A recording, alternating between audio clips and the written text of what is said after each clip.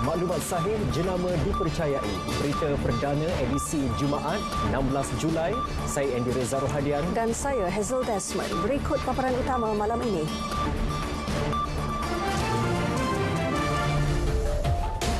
Jangan cuba rentas daerah negeri sambut Aidiladha.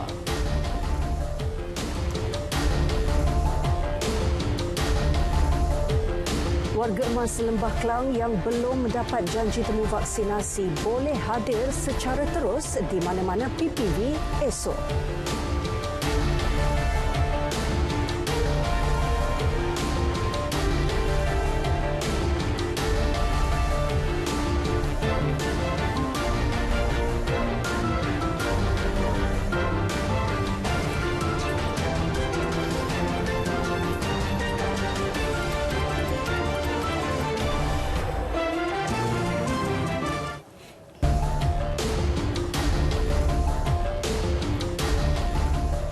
Assalamualaikum dan salam sejahtera.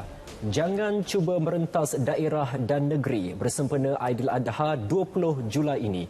Itu amaran Timbalan Perdana Menteri Datuk Seri Ismail Sabri Yaakob terhadap mana-mana pihak yang berhasrat merentas sempadan bagi pulang ke kampung atau menyambut perayaan. Tegas beliau, orang ramai perlu mengambil iktibar peningkatan kes dan pengesanan kluster baharu daripada sambutan perayaan sebelum ini. Menurut beliau, kluster Aidilfitri yang tercetus di pantai timur misalnya bukan saja memudaratkan keluarga terlibat, malah menyebabkan kehilangan nyawa. Saya harap semua kita mengambil iktibar daripada kes yang berlaku selepas Hari Raya Aidilfitri itu. Walaupun ketika itu dari segi SOP masih belum rentas daerah, masih belum rentas negeri, masih belum dibenarkan, tetapi ramai yang curi-curi balik. Ramai yang ikut lorong tikus dan sebagainya. Dan kalau kita lihat, kes rentas negeri ini, kluster rentas negeri memuncak selepas itu. Justru beliau mengingatkan bahawa merentas daerah dan negeri masih belum dibenarkan ketika pelaksanaan fasa 1 dan 2 Pelan Pemulihan Negara PPN ketika ini. Datuk Seri Ismail Sabri berharap rakyat dapat mengamalkan kawalan kendiri bagi menjamin keselamatan diri dan keluarga. Ini kerana sekiranya imuniti kelompok dapat diwujudkan segera menerusi pematuhan bersepadu terhadap SOP, selain kadar tinggi pemberian vaksinasi yang konsisten, perjalanan rentas daerah dan negeri akan dibenarkan dalam fasa ketiga dan 4 PPN.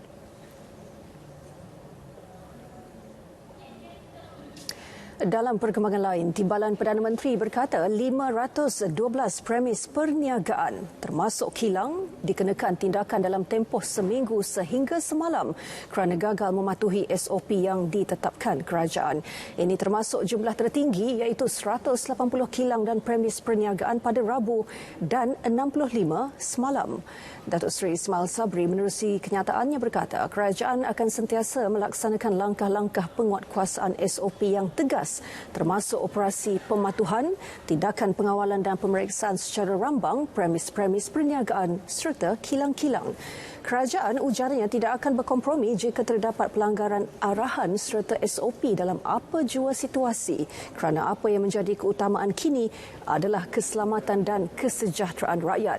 Mana-mana premis masih berdegil dan melanggar arahan pihak berkuasa, tindakan keras termasuk arahan tutup serta-merta akan dikenakan. Dalam pada itu, kerajaan memutuskan untuk menamatkan Perintah Kawalan Pergerakan Diperketatkan PKPD di 34 mukim di Selangor hari ini seperti dijadualkan.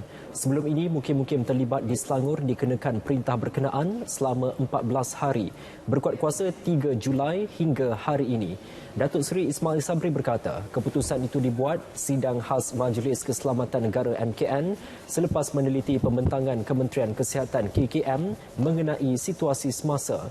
Selain Selangor, PKPD di beberapa lokaliti di Kedah, Sabah dan Pulau Pinang juga akan ditamatkan esok, manakala satu lokaliti di Negeri Sembilan pada Ahad.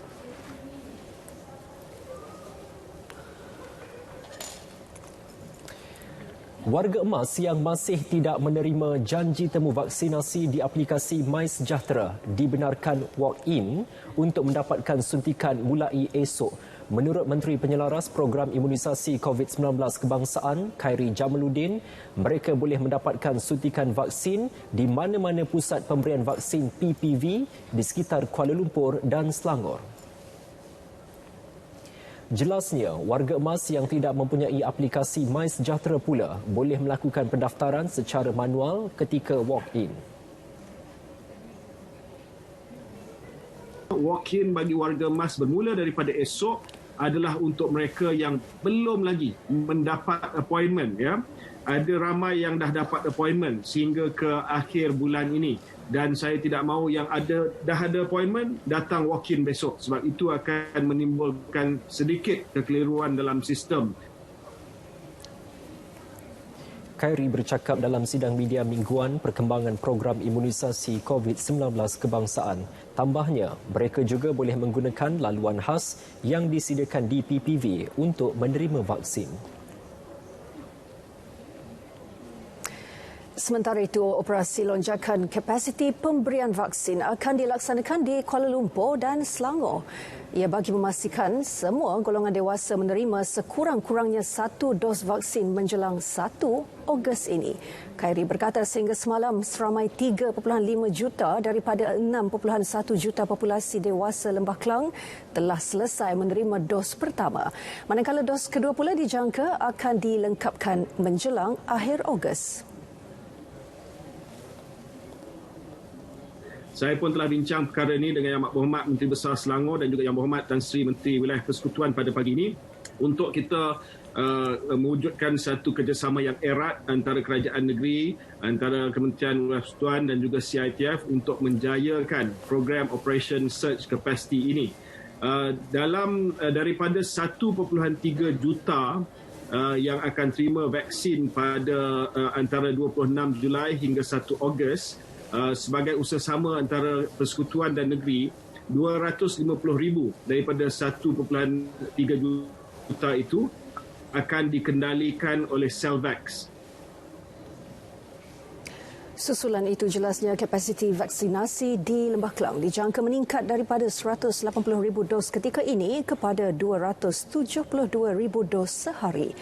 Usaha itu bakal dilaksanakan daripada 26 Julai hingga 1 Ogos dengan 181,000 adalah untuk dos pertama dan 91,000 untuk dos kedua. Dalam pada itu, beliau menyeru individu berumur 18 tahun ke atas sekitar Lembah Kelang segera membuat pendaftaran. Sehingga kini masih terdapat 11% populasi berumur 18 tahun ke atas di Lembah Kelang yang masih belum mendaftar.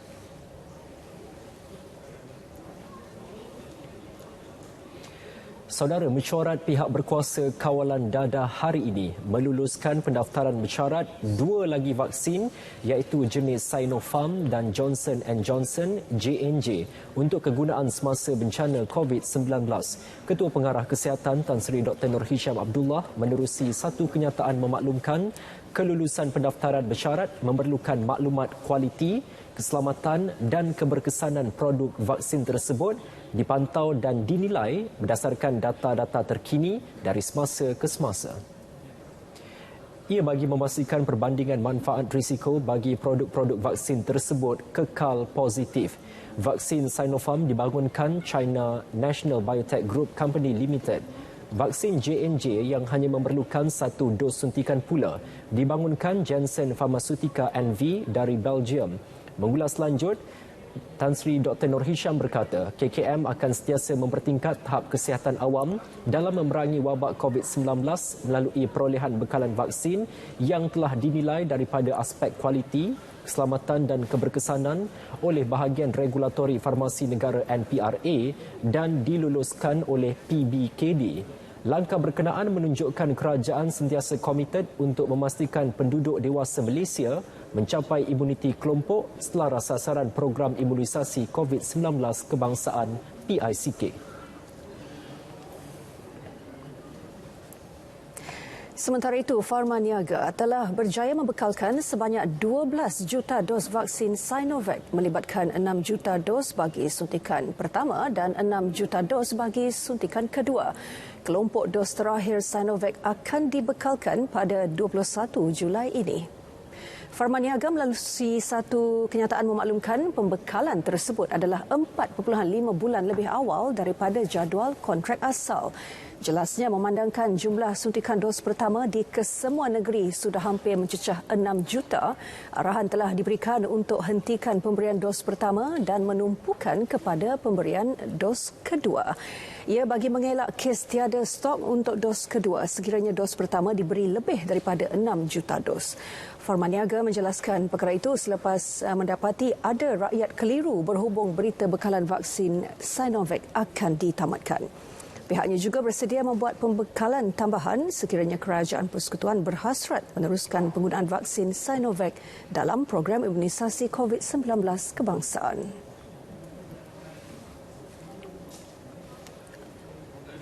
Saudara, sebanyak 460,000 penerima vaksin COVID-19 semalam sekaligus menjadikan jumlah pemberian vaksin harian tertinggi dicapai setakat ini.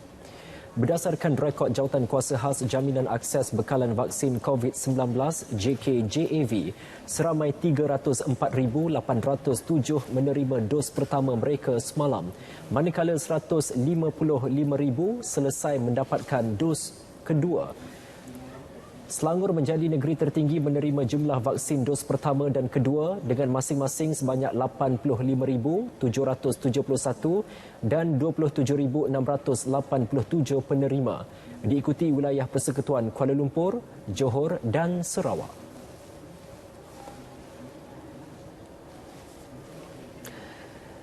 Mesyuarat kedua Jawatankuasa Khas Kabinet Pelan Pemulihan Negara hari ini bersetuju supaya jawatankuasa tersebut digantikan dengan Majlis Pemulihan Negara MPN.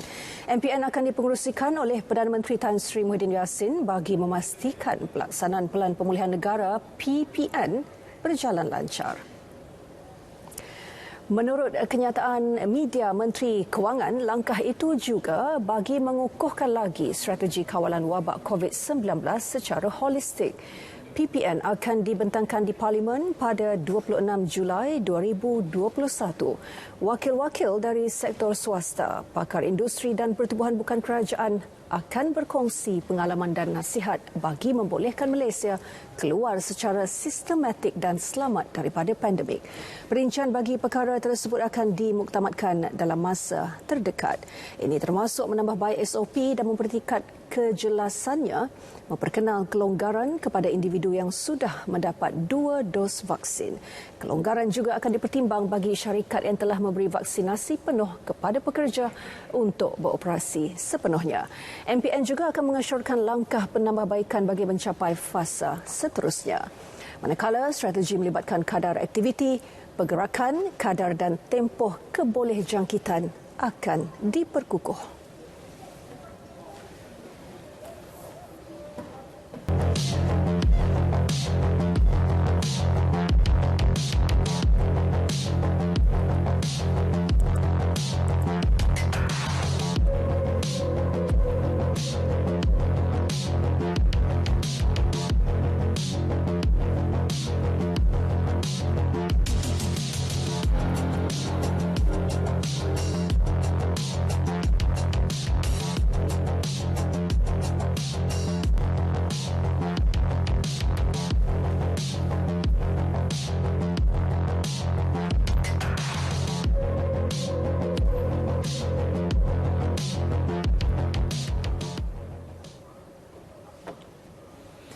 Baik saudara, berita perdana diteruskan dengan laporan perkembangan harian COVID-19.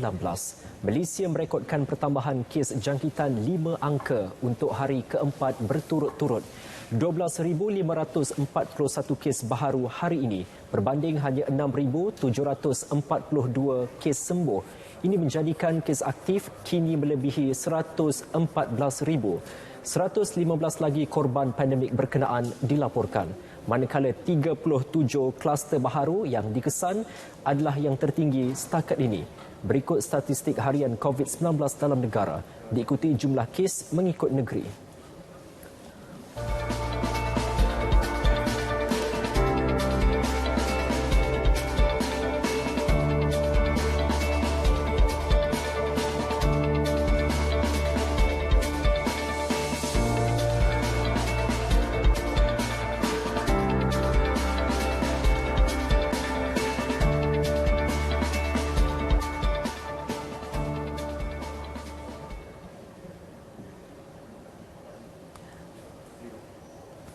Sementara itu, daripada 12,541 kes harian yang dilaporkan hari ini, sebanyak 6,504 kes atau 51.9% adalah jangkitan tidak bergejala daripada kategori 1.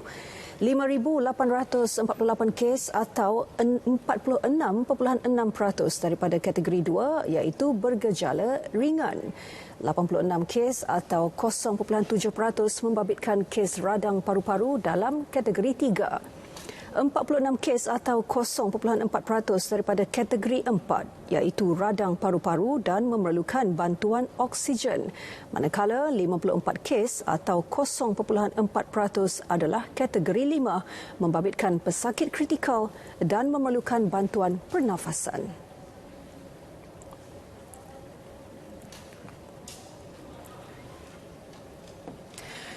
Jawatankuasa Kecemasan Pertubuhan Kesihatan Sedunia WHO memberi amaran bahawa lebih banyak varian pandemik COVID-19 yang baharu dan lebih berbahaya dijangka disebarkan ke seluruh dunia.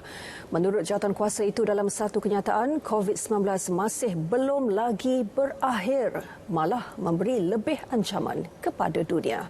Ekoran pengumuman itu ia juga menjadi berita buruk kepada beberapa buah negara yang sedang berjuang bagi menghalang gelombang jangkitan virus berkenaan yang disebabkan varian baharu Delta. Ketua Jawatankuasa tersebut, Dr. Didier Hussein, turut mengaku bahawa tren jangkitan pandemik tersebut semakin membimbangkan. Menurut beliau, WHO telah mengisytiharkan darurat kesihatan awam susulan kebimbangan antarabangsa terhadap situasi berkenaan buat pertama kali sejak setahun 6 bulan lalu, iaitu amaran tertinggi yang dikeluarkan Badan Dunia itu. Namun virus COVID-19 masih merupakan ancaman terbesar manusia berikutan perkembangan mutasi pantasnya. Setakat ini, 4 varian yang menguasai penularan COVID-19 di dunia, iaitu Alpha dari United Kingdom, Beta dari Afrika Selatan, Gamma dari Brazil dan Delta dari India.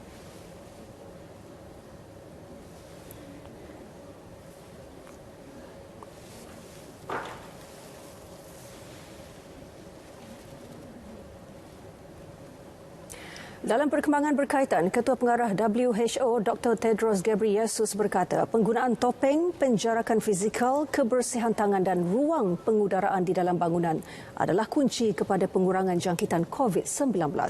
Ia juga menyatakan pentingnya untuk melakukan vaksinasi ke atas sekurang-kurangnya 10% penduduk di setiap negara menjelang September depan. Some countries in Europe, Africa and the Americas are seeing spikes in cases with multiple factors driving transmission risk. This is because we're collectively not succeeding at breaking the chains of transmission at the community level or within households. We need to close the gap between intent and implementation at the country and individual level, because at present there is immense pressure on hospitals and health workers. Tambahnya, pematuhan terhadap SOP penting berikutan varian baharu yang kemungkinan lebih berbahaya akan muncul dan lebih sukar untuk dikawal.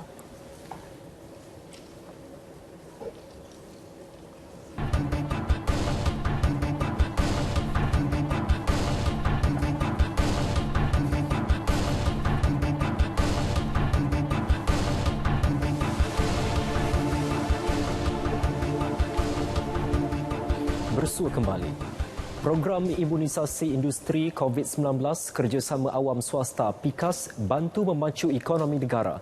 Menurut Pengarah Eksekutif Sekretariat Majlis Tindakan Ekonomi, Profesor Tan Sri Dr. Nur Azlan Ghazali, suntikan vaksin bagi sektor perkilangan merupakan langkah terbaik kerana sektor tersebut antara penyumbang terbesar dalam pertumbuhan ekonomi negara. Jelasnya, mempercepatkan kadar vaksinasi mampu meningkatkan produktiviti sektor itu sekaligus mewujudkan keseimbangan antara ekonomi dan kesejahteraan rakyat.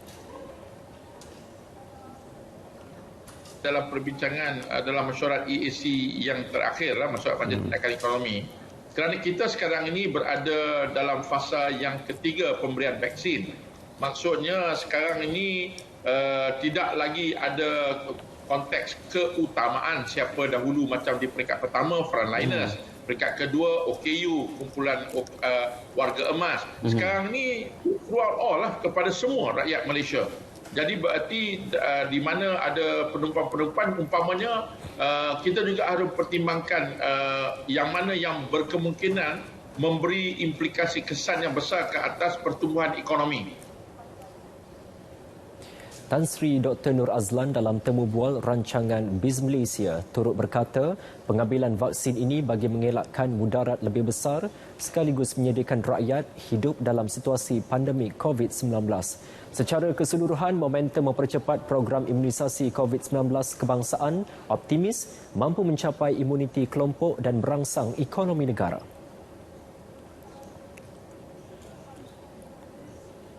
Baik, sementara itu seramai 850 kaki tangan syarikat pengeluar makanan terkenal Adabi Consumer Industry Sendirian Berhad sudah mula mendapatkan suntikan vaksin melalui PIKAS di ibu negara.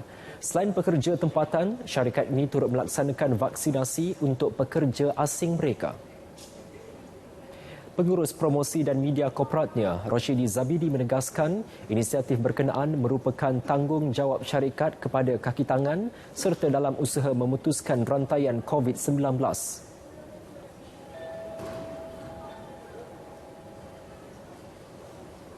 Bukan sahaja untuk pekerja lokal sahaja, tapi untuk warga asing juga kami akan memastikan kebajikan mereka.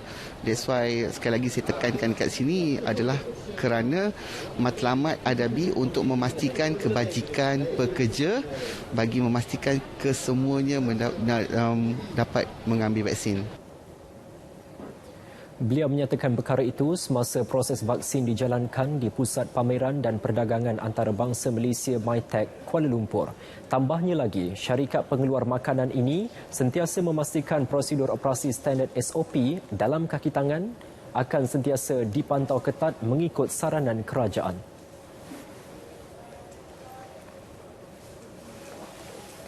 Lebih 145,000 penghantar barangan dan makanan di seluruh negara kini dilindungi Pertubuhan Keselamatan Sosial Perkeso.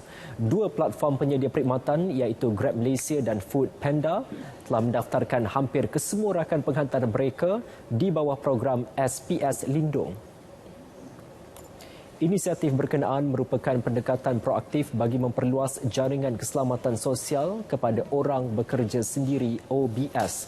Melalui SPS Lindung, kerajaan menyediakan bantuan berbentuk pembiayaan penuh caruman Skim Keselamatan Sosial Pekerjaan Sendiri SKSPS di bawah Pelan 2. Dengan bayaran berjumlah RM232.80, mereka diberi tempoh pelindungan selama setahun.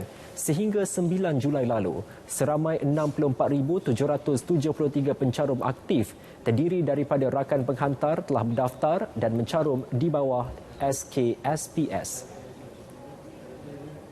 Sementara itu, lebih 386,000 pelajar universiti awam akan menikmati pengurangan jumlah yuran sehingga 35%.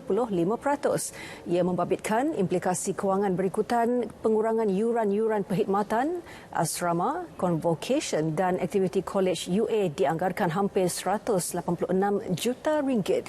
Kementerian Pengajian Tinggi dalam kenyataan hari ini memaklumkan pengurangan itu diberikan kepada pelajar semester kedua sesi akademik 2019-2020 sehingga hari ini sebelum dilanjutkan kepada 2 semester lagi bagi sesi akademik 2020-2021. Pengurangan antara 10 hingga 35% akan diberikan susulan Surat Edaran Jabatan Pendidikan Tinggi JPT bertarikh 22 Mac yang meminta pihak universiti memberikan kelonggaran dan pertimbangan sewajarnya terhadap tuntutan bayaran.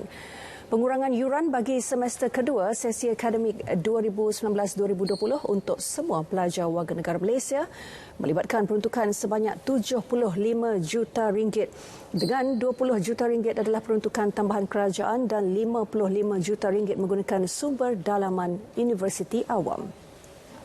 Bagi semester pertama, sesi akademik 2020-2021 pula, sebanyak RM70.2 juta pengurangan yuran diberikan bagi semester pertama. Manakala bagi sesi kedua pula, sebanyak RM40.5 juta diberikan. KPT berpandangan bahawa kadar pengurangan yuran yang dinyatakan adalah munasabah memandangkan 20 universiti awam terpaksa menanggung kos operasi tinggi dengan menggunakan sumber peruntukan dalaman.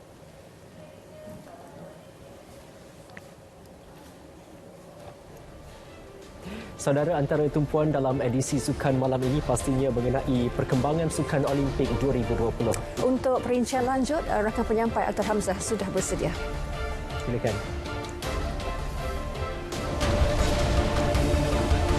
Azizul Hasni mula catur strategi.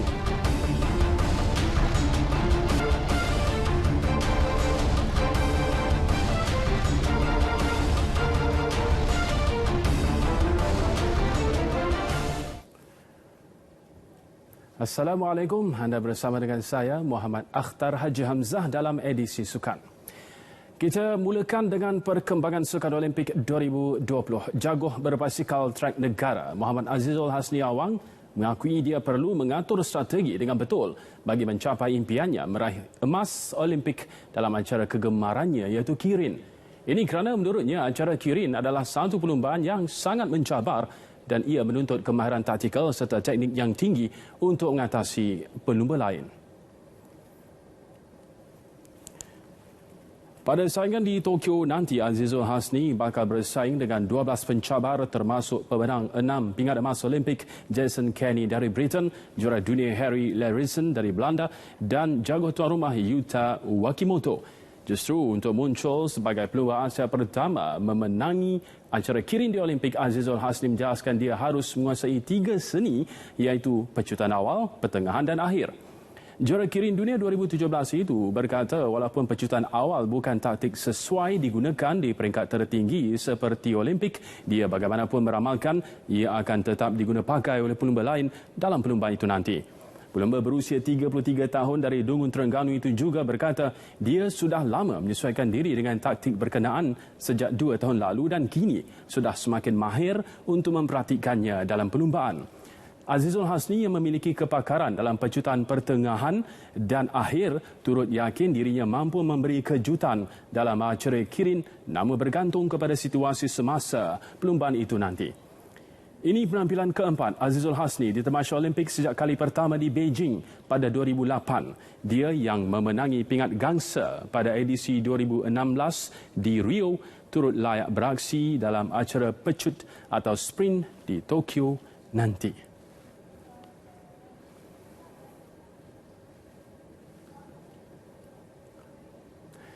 Dalam pada itu, keadaan cuaca panas terik di Enoshima Yacht Harbour menjadi antara rintangan awal dihadapi ken pelayaran negara menjelang Sukan Olimpik 2020 Tokyo yang dijadual bermula 23 Julai hingga 8 Ogos ini.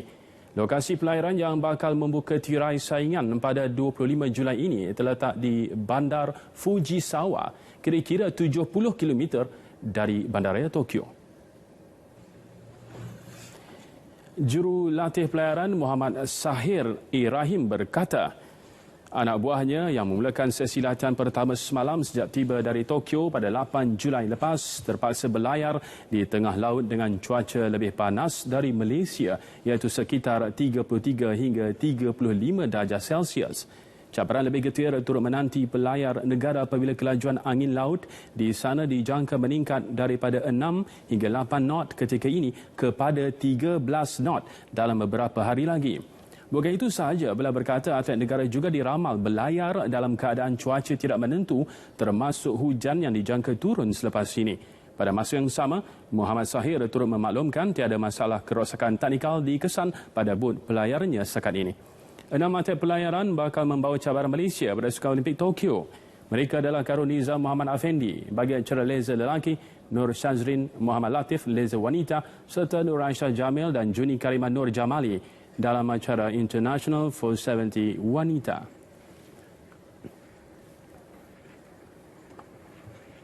Beralih ke perkembangan bola sepak, Ketua Jurulatih Kelantan FC Marco Raghini mahu pemainnya berwaspada apabila turun menentang Perak FC 2 pada saingan Liga Premier di Stadium Ipoh malam esok. Jurulatih kelahiran Itali itu berkata pasukan lawan dilihat melakukan banyak pembaharuan dalam tempoh Liga Berehat sebelum saingan pusingan kedua Liga Premier bermula. Menurut Raghini, dia sedar keupayaan Perak FC 2 tidak seharusnya dipandang rendah. Lebih-lebih lagi, lawan mereka itu mencatat beberapa keputusan cemerlang ketika pusingan pertama. Justru pemain The Red Warriors harus berwaspada agar tidak kehilangan sebarang mata dalam pertemuan esok. Selepas 10 perlawanan, Kelantan kini berada di kedudukan ke-7 daripada 11 pasukan manakala Perak FC 2 di kedudukan ke-10. Raghini juga mengakui pasukannya masih ada kelemahan yang perlu diperbaiki bagi menghadapi baki saingan Liga Premier musim ini. Ini kerana jelasnya kemasukan beberapa pemain baharu pada jendela perpindahan tempoh hari sudah pastinya memerlukan sedikit masa untuk menyesuaikan diri sekaligus membentuk persefahaman dengan pemain sedia ada di atas padang.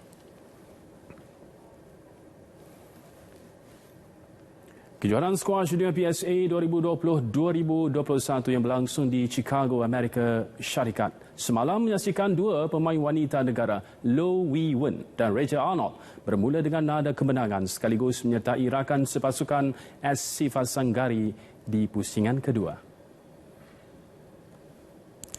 Wee Wen dengan mudah melepasi pusingan pertama dengan menewaskan Nadia Feister dari Switzerland 11-2, 11-4, 11-2 dan akan bertemu pemain pilihan ke-12 Olivia Klein dari Amerika Syarikat pada pusingan berikutnya. Sementara Rachel pula terpaksa bekerja keras sebelum menang 11-8, 11-8, 11-13, 11-9 ke atas Farida Muhammad dari Mesir. Rachel yang memenangi pingat emas Sukan C 2019 Manila akan bertemu Nadine Shanin dari Mesir. Sementara itu, kategori lelaki menyaksikan pemain negara Muhammad Syafiq Kamal gagal ke pusingan kedua selepas tewas kepada Borja Golan dari Spanyol 4-11, 5-11, 3-11. Terdahulu dua pemain negara Sivasanggari dan Eng Yan Yao layak ke pusingan kedua dalam kategori wanita dan lelaki. Sivasanggari menewaskan San Ibrahim dari Mesir 11-9, 11-2 dan 11-8 manakala Yan Yao menewaskan Adrian Waller dari England 11-6, 8-11, 11-9, 11-5.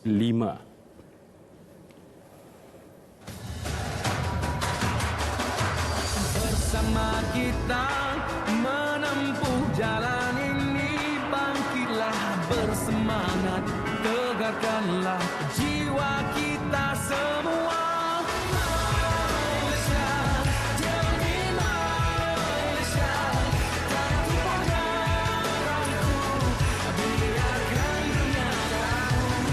Demi Malaysia, demi Malaysia. Kita teruskan dengan perkembangan tenis antarabangsa. Pemain nombor 1 dunia Novak Djokovic mengesahkan bahawa dia akan turun beraksi pada Sukan Olimpik 2020 Tokyo dalam misi untuk menjadi pemain lelaki pertama memenangi gelaran Golden Grand Slam dalam era tenis moden. Menerusi laman sosial rasminya, Djokovic mengakui dia telah menempah tiket penerbangan ke Tokyo untuk menyertai kamp tenis Serbia. Pemain berusia 34 tahun itu telah pun memenangi 3 kejuaraan Grand Slam iaitu terbuka Australia, terbuka Perancis dan Wimbledon. Kini dia hanya perlu memenangi pingat emas Olimpik dan kemudian terbuka Amerika Syarikat hujung tahun ini jika mahu muncul sebagai pemain pertama memenangi Golden Grand Slam. Sebelum ini, gelaran tersebut hanya pernah dimenangi oleh pemain wanita Steffi Graf seketika menyapu semua 4 gelaran Grand Slam dan juga pingat emas Olimpik 1988 di Seoul, Korea Selatan. Serena Williams, Rafael Nadal dan Andre Agassi pernah memenangi gelaran Grand Slam ini, namun ia bukan dilakar pada tahun sama Sukan Olimpik dianjurkan. Edisi Sukan 16 Julai melabuhkan tirainya hari ini. Kekal aktif dan teruskan kesetiaan anda bersama kami. Saya Muhammad Akhtar Haji Hamzah. Assalamualaikum dan insya-Allah kita jumpa lagi.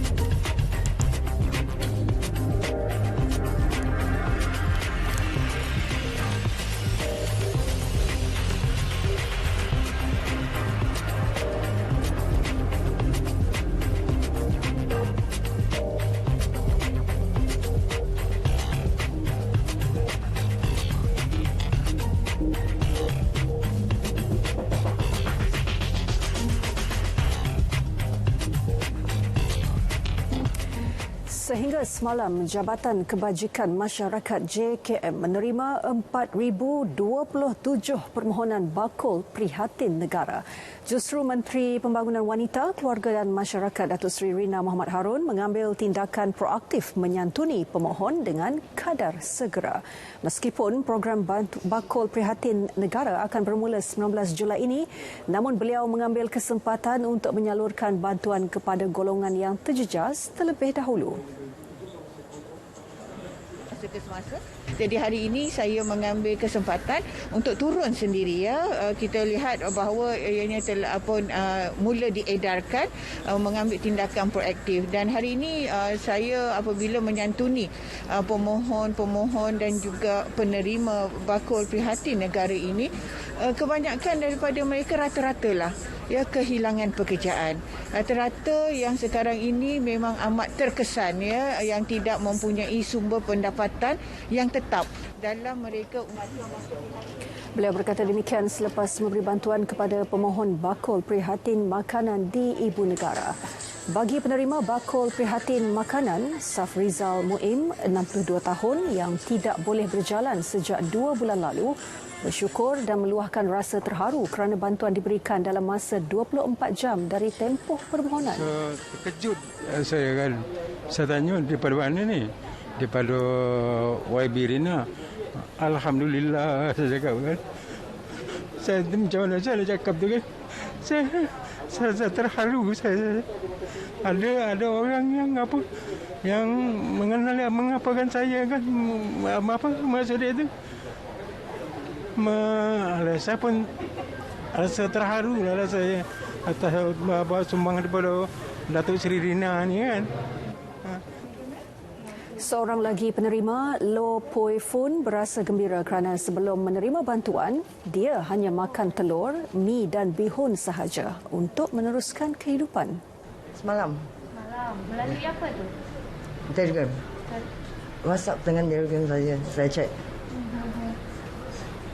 Terima kasih banyak. Hari ini apa perasaan bila dapat bantuan cepat sangat? Baru semalam minta hari sudah dapat. Memang sangat pas hati. Rasa gembira ke? Ya, memang. Saya dengan kawan. Angkatan Tentera Malaysia ATM mempertingkat kesiapsiagaan dengan penambahan pegawai perubatan di Zon Pengurusan Bencana DMZ sebagai wad rawatan pesakit COVID-19 di Parkir Hospital Angkatan Tentera Tuanku Mizan di Ibu Negara. Malah bilangan katil juga digandakan bagi menampung keperluan rawatan pesakit COVID-19 kategori 4 dan 5 yang semakin meningkat di Lembah Kelang. Kita ikuti laporan wartawan Ravin Samugam.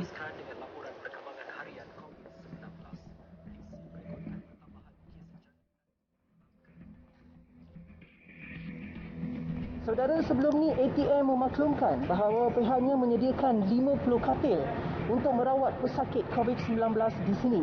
Kini, jumlah katilnya ditambah kepada 100 secara keseluruhannya menjadikan 150 katil telah disediakan di hospital ini. Kami difahamkan setakat ini, 74 pesakit dari sekitar Lembah Kelang sedang menerima rawatan di sini.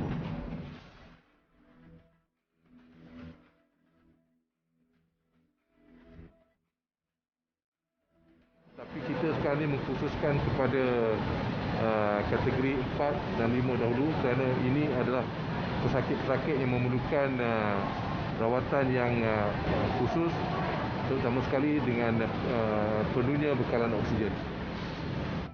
Jelas Lieutenant General Dato' Dr. Zulkifli Marjuso terdapat keperluan menaik taraf ruang parkir hospital Angkatan Tentera di seluruh negara, terutamanya di DMZ untuk menghadapi situasi peningkatan kes COVID-19.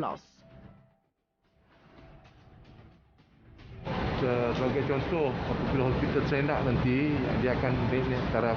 Konsep yang sama kita akan perkenalkan. Nanti pihak KKM juga melihat konsep DMZ ini sesuai diguna pakai untuk hospital-hospital di negara kita, terutama sekali dalam kes-kes COVID dan juga bencana-bencana yang berlaku.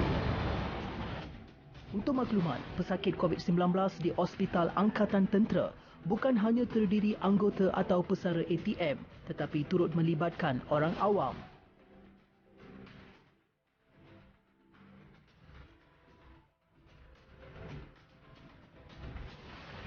Operasi DMZ dilaksana bermula 9 Julai lalu meliputi 100 pegawai perubatan untuk merawat pesakit COVID-19 di Hospital Angkatan Tentera Tuanku Mizan di Ibu Negara. Ravin Samugam, Berita RTM.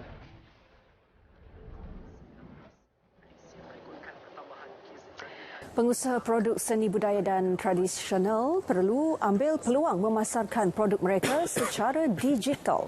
Bukan sahaja dapat memasarkan produk mereka, malah penggunaan medium dalam talian ini bakal menjadi daya tarikan kepada pelancong pada masa akan datang. Menteri Pelancongan Seni dan Budaya Datuk Seri Nancy Shukri berkata kerajaan turut membantu pemain industri berkenaan dalam usaha memasarkan produk mereka ke peringkat antarabangsa.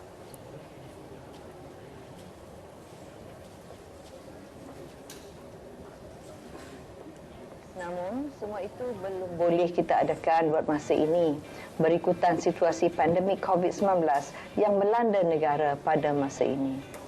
Justru, inisiatif menganjurkan festival ini secara dalam talian menjadi pilihan buat sementara waktu. Semua aktiviti dilaksanakan secara rakaman dan secara langsung dipancarkan menerusi saluran JKKN TV.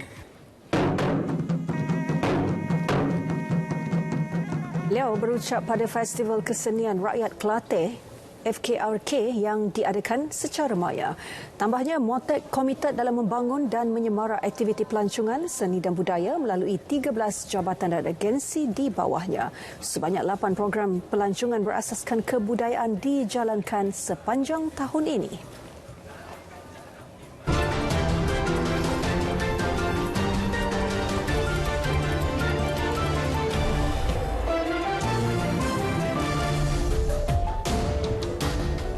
Seorang anggota tentera berdepan detik cemas apabila payung terjunnya gagal berfungsi dan terjatuh di dapur sebuah rumah di California.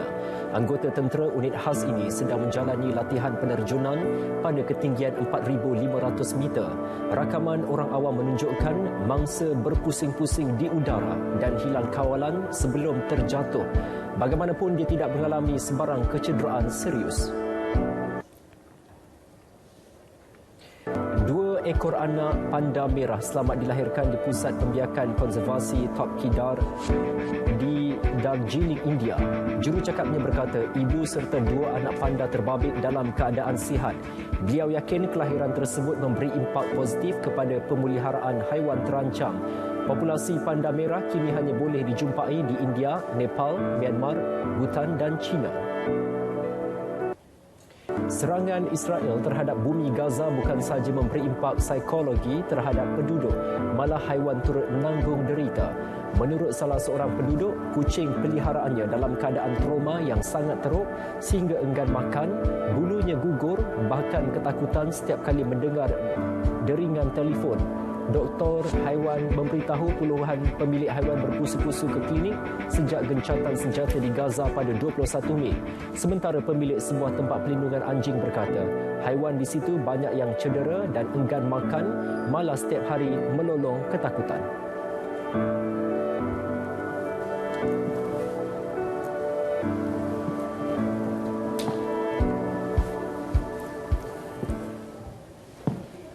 Baik saudara, paparan itu tadi menutup tirai berita perdana edisi Jumaat 16 Julai. Terus patuh SOP untuk putuskan rantaian jangkitan COVID-19. Dan saksikan Salam Baituah selepas ini. Dengan itu, Assalamualaikum. Salam sejahtera.